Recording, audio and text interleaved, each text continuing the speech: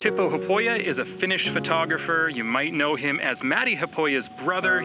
This is my brother. Hey guys. We're not twins. Take some great pictures, and today we decided we're going to challenge ourselves to try and learn to take pictures like Teppo Haapoja.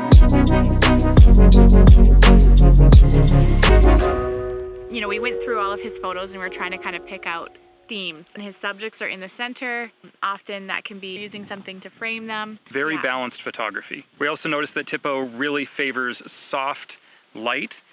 Today we're shooting in broad daylight, harsh sun, about noon. But if we turn our subject back to the sun, that should give us a nice soft light on the face. He's going to show off the landscapes. He's really good at doing that in his photos. But he also does have shots where he has some really good compression on a long lens. And one photo that's very common on Teppo's Instagram feed is this kind of looking right at the camera, very centered headshot photo. Sometimes it's a long lens, sometimes it's a short lens. And we found a lot of these, they always look great. And so we chose one of those. Teppo's wife, and she was wearing her jacket with her hood up, a toque on, and it just really brought the focus into her face. So we're gonna try that. It's like 30 degrees out here right now, so I'm willing to sacrifice for this photo. How are you feeling? Hot. Let's get this photo knocked out. So we'll go with the 70 to 200, 2.8. Yeah. See that?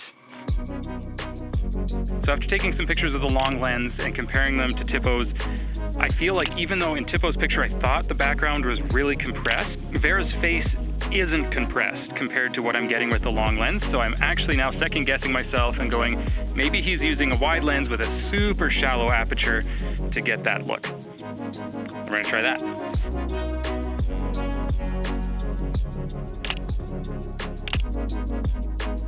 Totally nailed that. Yeah, totally nailed that. Another commonality that we saw in a lot of Teppo's photos on his Instagram feed was where he had the subject facing off into the distance. It's perfect for a travel photographer because it suggests to the viewer who's looking at the photo that what they're seeing behind the subject is also in front, and so it just creates this scope in the pictures. So I'm gonna try to take this on a long lens because I'd like to kind of compress the background a bit, and I'm kind of looking at the photo again, and I wish I would have brought just a little reflector because I realized in the one that I'm kind of trying to copy is he's on a lake and he has this nice reflection in his eyes, and catch lights are for that visionary look, but we'll see what we can do with our environment what we have now again.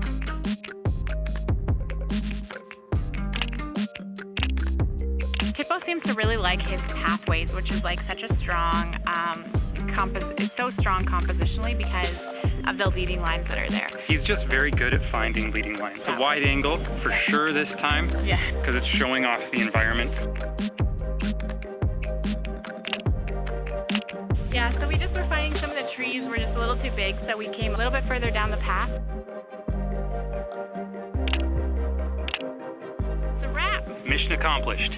I think. We'll see once we get home. Now to see if we can edit these to have the Teppo feel. Yeah. So we got back and I started editing the photos, and They bombed? Yeah, they bombed. There was a number of things that we did wrong. The focal lengths were clearly not right.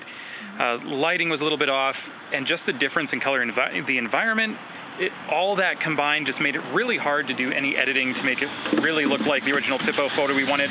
So we thought we'd try it again, this time at golden hour in front of our house, and just see if we can get a little bit closer to the Teppo photos that we were trying to emulate. When I went onto Teppo's YouTube videos, I noticed that he had listed that he used a 50mm 1.2 lens, and that was his favorite portrait lens. And the more I looked at a lot of these pictures, the more I started to think there's too much compression for them to be wide, but there's not enough compression for them to be long, and I think they might actually almost all be 50mm. And so we're gonna use this old 50mm Nikon vintage lens. So it's a manual focus. It's a manual focus lens.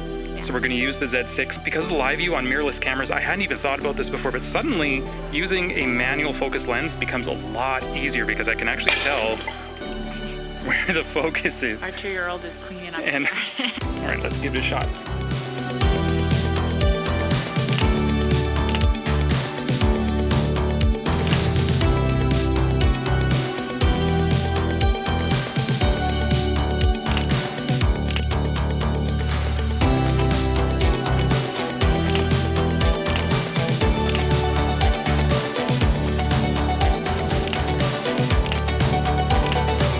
Okay, back to editing. See if it works better the second time around. I think when we started doing typos, I thought it was going to be a lot easier. You know, you're looking at Peter's and it was like, this is going to be hard. And typos, it was like, but I think what really threw us with typos is lens choice, which I feel like isn't necessarily our strongest point.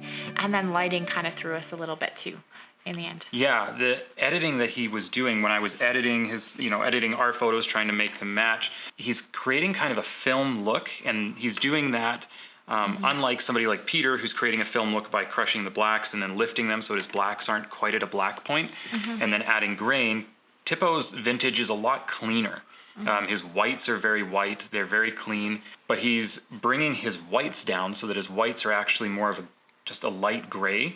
And when you look at a histogram, they're actually pulled back quite a bit.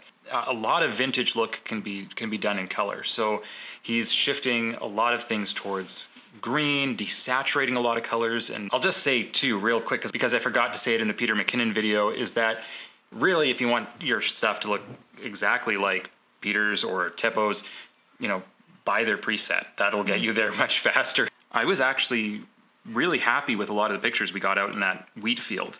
They looked really good. There was actually a really cool one where you weren't looking at the camera, and that, we tend to go more candid, right? So that's our style. Yeah, it's actually one of the things that we were realizing when we were taking pictures is that it's quite difficult to be trying to emulate somebody in their entirety, because you end up in a different environment, different lighting, a different just props, lots of different elements.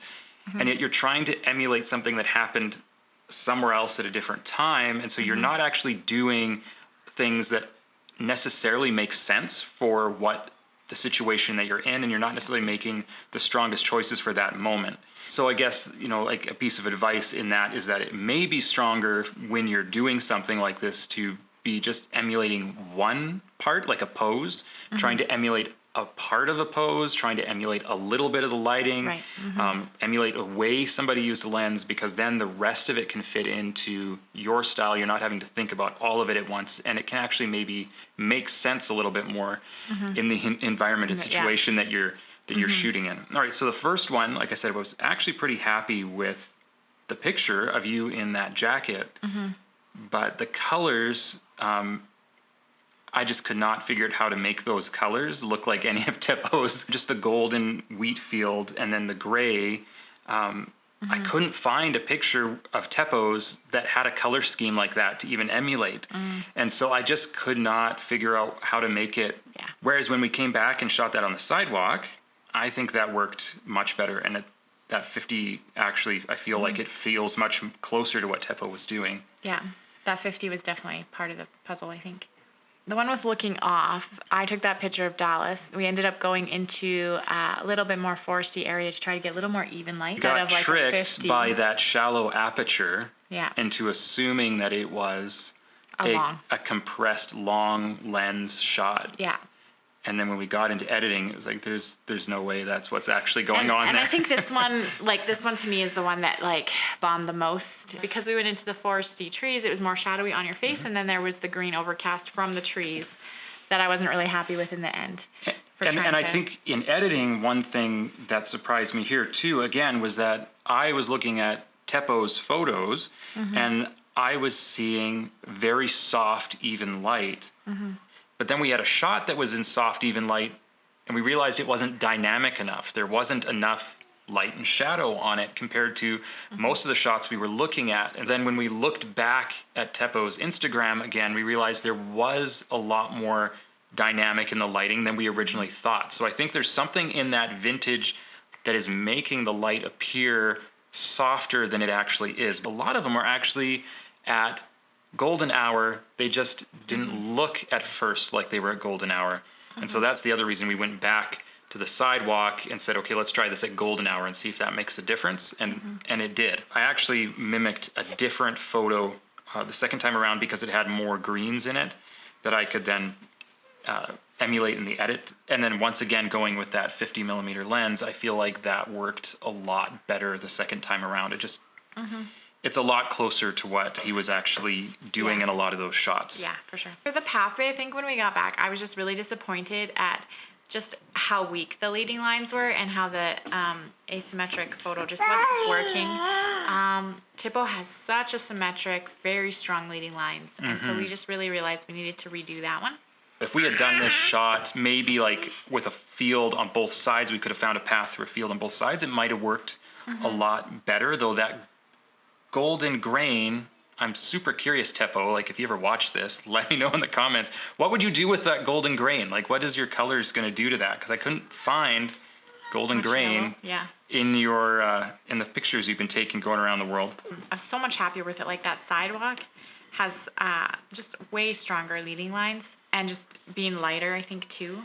And then you have the trees. And then just the lighting itself makes a huge difference. Yeah. So then when we were out shooting on the sidewalk in our front yard, thought there's one more photo that we didn't get the first time around that I really wanted to try, and that was very similar.